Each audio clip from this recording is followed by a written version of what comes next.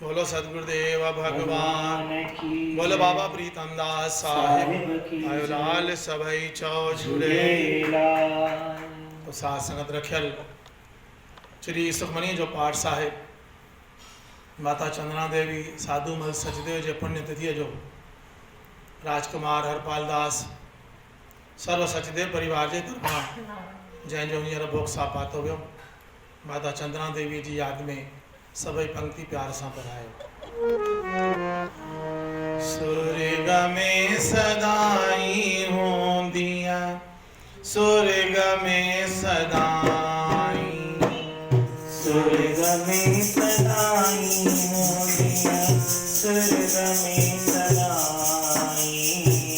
माता चंद्रा देवी होंदिया स्वर्ग में सदाई माता चंद्रा देवी होंदिया स्वर्ग में सदाई राम तुई जो राखो थींदो गुरु तुई जो राखो थींदो राम तुई जो राखो थींदो गुरु तुई जो राखो थींदो भगवान तुई जो राखो थींदो साईं तुई जो राखो रहंदिया सुखी त सदाई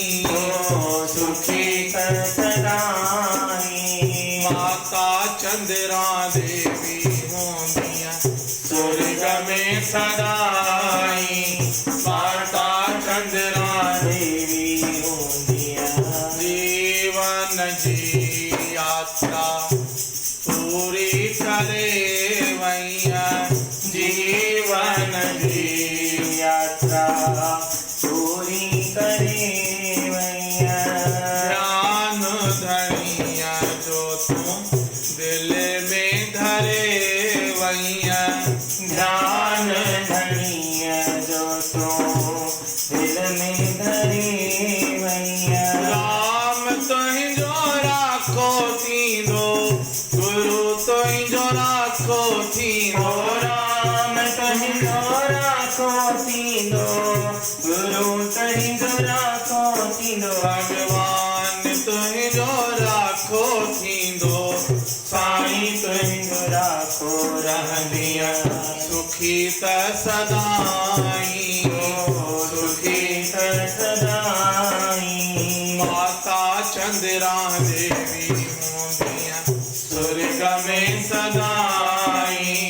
माता चंद्रा देवी होंदिया कुटुंबी तोखे सब याद करने था कुटुंबी तोखे सब याद करने था बचेरा तोखे सब याद करने था बचेरा तोखे सब याद करने था हर हर तुम्हें जो ध्यान धरने था हर हर तुम्हें जो ध्यान धरने था उन्हनि ते बि तुंहिंजी थींदी उन्हनि ते बि तुंहिंजी थींदी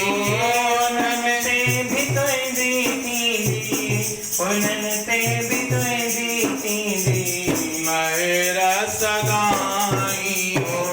आशीष सदाई माता चंद्रा देवी होंदिया स्वर्ग में सदाई माता चंद्रा देवी होंदिया। बोलो सतगुरुदेव भगवान की, बोलो बाबा प्रीतम दास साहिब आयो लाल सभई चौ झूलेलाल।